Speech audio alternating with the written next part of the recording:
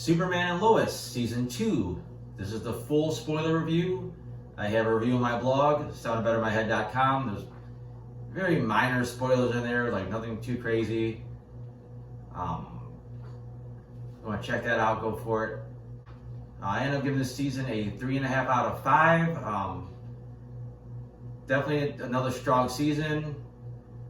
I still enjoyed watching pretty much every episode. I think the only real flaw was that, and they did a little bit this last season as well, just the plot's a little all over the place. It starts to go in one direction, and then all of a sudden it starts to go in a different direction, and then another one, and then suddenly it cuts towards like a direction that was kind of hinted at in the background early on.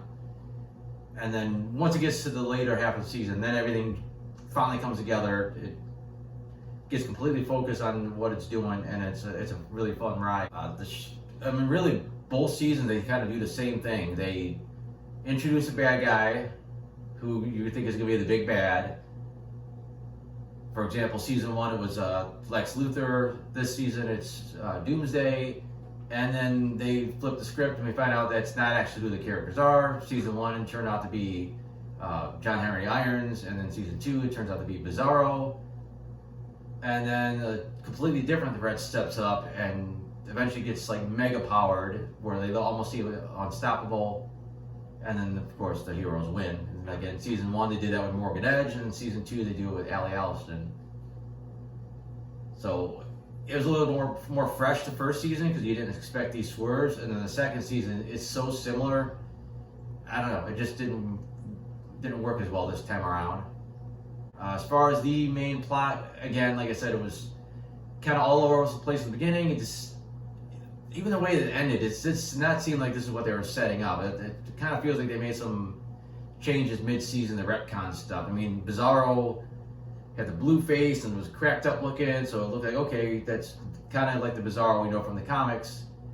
But then they go to the Bizarro world and everybody looks human, just different, clothing styles. And then Bizarro's there and he just looks normal. And then he kind of randomly turns blue because I guess he was taking a kryptonite inhaler. Like, it's never really explained what happens, but it just feels like they just retconned it. Like, okay, he's Bizarro. Nah, we don't really want to do the classic Bizarro thing. We'll just do this kind of backwards planet. And then Allie Allison, there's just this whole cult thing, and it was just kind of there. And then it suddenly turns to this crazy, like, merging of the world thing. And it just didn't feel like what they were setting up. But once it got to where that was the point, it worked fine. I think what makes the show the most enjoyable still is I love the characters and all the family dynamics. I think that's what makes it just so much more engaging. It makes you just care more about the characters and what's happening in their lives. I've said it before. I think this is what helped Black Lightning work so well. It had its flaws, but the stuff that did work was the family stuff. That works as well here. A lot of the characters didn't have major arcs. Like decent one, he's got the ups and downs with his love life. He's got his powers steadily increasing, so he gets closer and closer to being a superhero. Lois had some solid stuff. She had the stuff going on with her sister. Her trying to take down, the cult leader, which ended up being part of the main plot. You had Steele trying to be, or John Henry Irons trying to be a father again, and you had Natalie there, and her trying to integrate. But that really didn't leave much for Jonathan to do. Once again, he's the odd man out. He doesn't have the powers. He doesn't have a lot of ways he could contribute to anything. They gave him the girlfriend drug dealer storyline, and that was okay, but it just never was really that much for him to do. And then Clark, he didn't have a ton to do either. Just, his secret of being Superman finally got to the point where he had to tell Lana Lang, and a couple other people had to find out just for him to be able to move forward. But he didn't have any other major story arc besides that. But he is the main character. He's Superman, and he's saving the day. So his Superman stuff's always there. Just the personal life wasn't as a pronounced story arc. And then as far as the villain goes, like I said, we have Allie, and she's okay for what she is early on, the cult leader, But I said then it takes that weird turn where she becomes like the super villain. It just kind of seems like it's a little out of left field. Once she gets mega power and she becomes a threat, then it's fine. It's the big bad. It's got to get stopped. But just kind of weird getting there.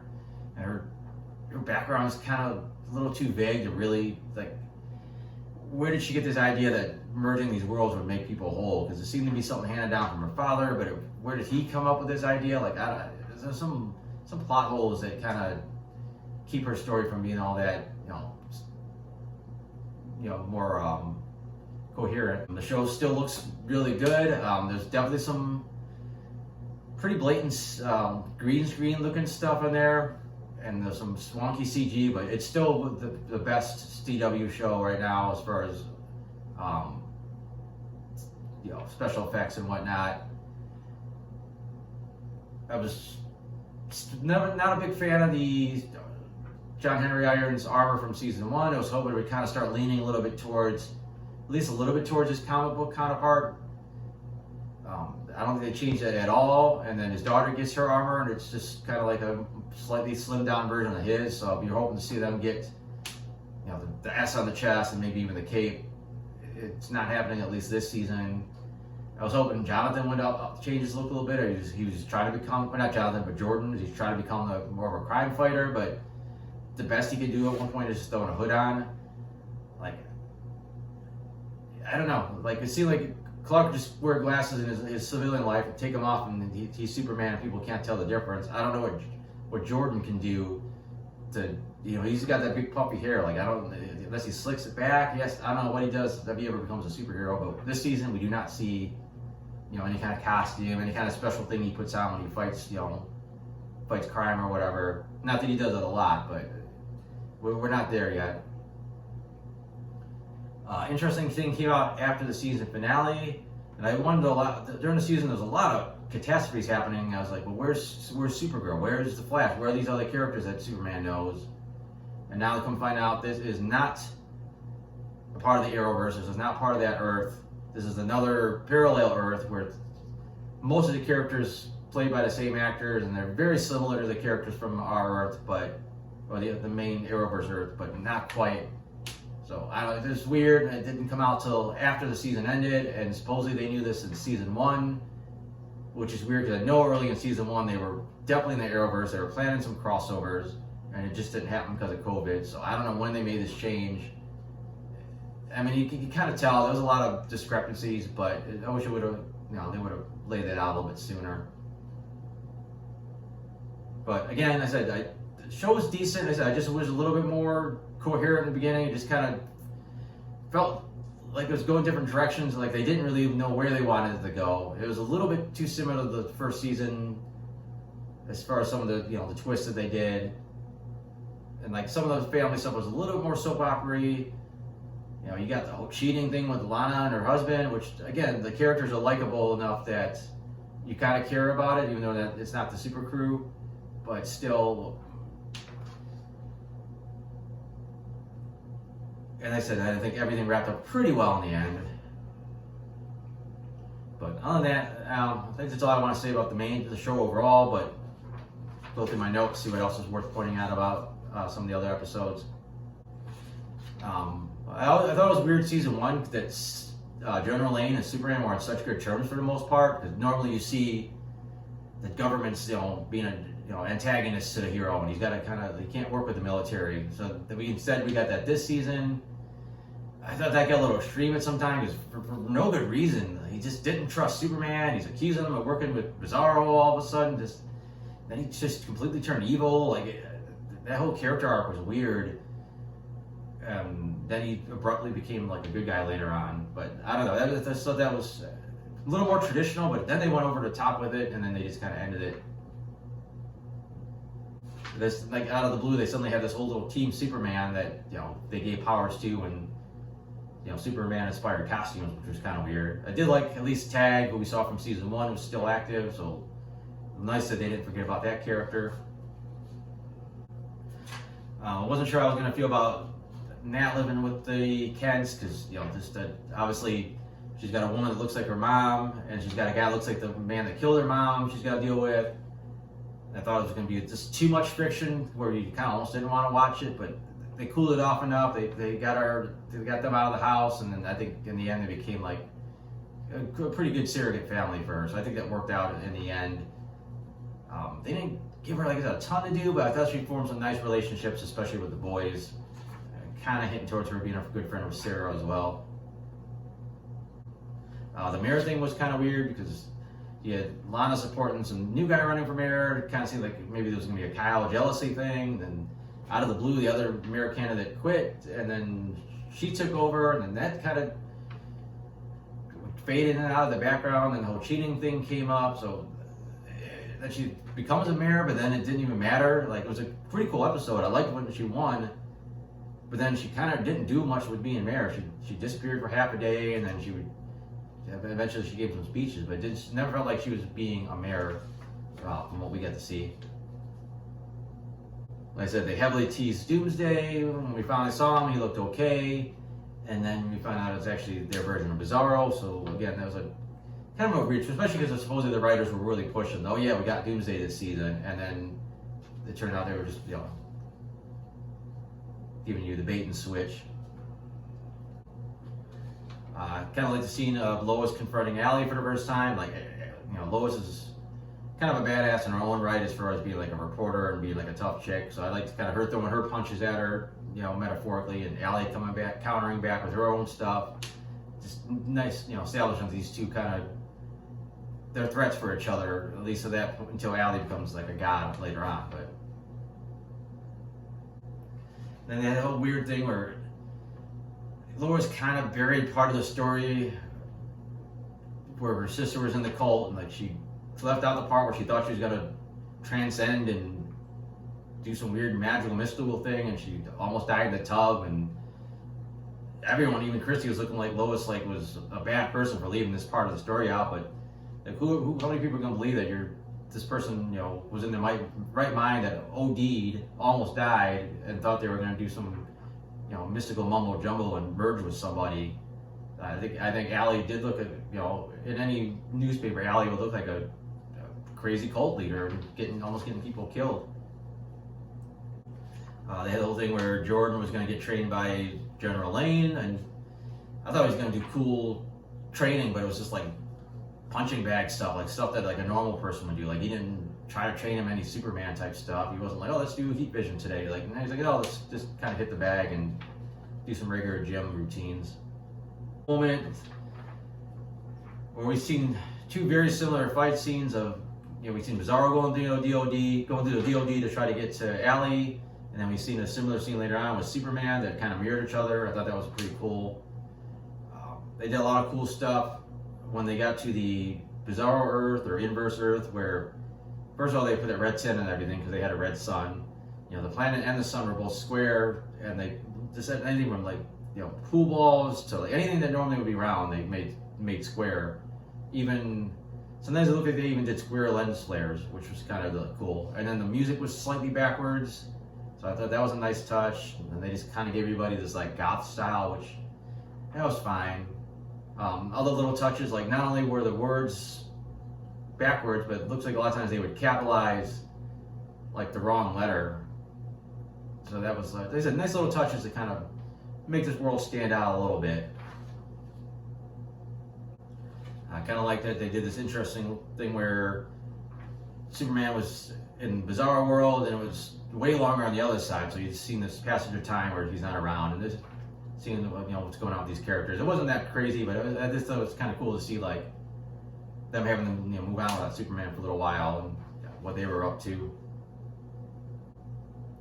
I did like that Jonathan Kent in the Bizarro world ended up getting basically the costume that Superboy wore in the kind of around the time of the Death of Superman comic book story arc.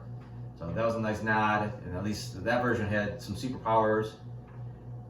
Again, this season I thought there was a couple of chances they would do something that would give Jonathan powers for good, like either maybe him merging or partially merging, or because he was taking that XK, maybe because he's Kryptonian, but they just kind of dropped all that for the time being. Again, because I said, it seems like he doesn't always have a chance to contribute, and it's like his powers would definitely help. And it's weird because everyone's afraid to merge. It's kind of implied that for some reason the Bizarro versions would take control once you merge. Like, it seems like it could have either been a brand new entity or one of the two would take control. I don't know why it was always like, oh, the Bizarro ones are going to be in charge. Like, especially like when Jonathan was trying to take over Jonathan. Like, he might have did his own thing once he merged. Like, who said he was going to report back to Allie? I love the scene of Clark finally telling Lana that he was Superman. It was nicely done. He's kind of done the little floaty thing a couple times, showing off his powers, but it still worked. Still worked for the scene. Nitpick: there's the flashback where Lucy Lane met Allie, and she wants her autograph. And she's like, "Oh, make it out to Lucy Lane." Like, the average person says, "Make it out to Jim." Like, they don't give you the first and last name. They only really did it for the plot, for her to realize, like, oh, this must be Lois Lane's sister. And Lucy had tried to like her, but she was just so under Allie's spell, and she seemed completely irredeemable. Like, there's no way this girl could be redeemed.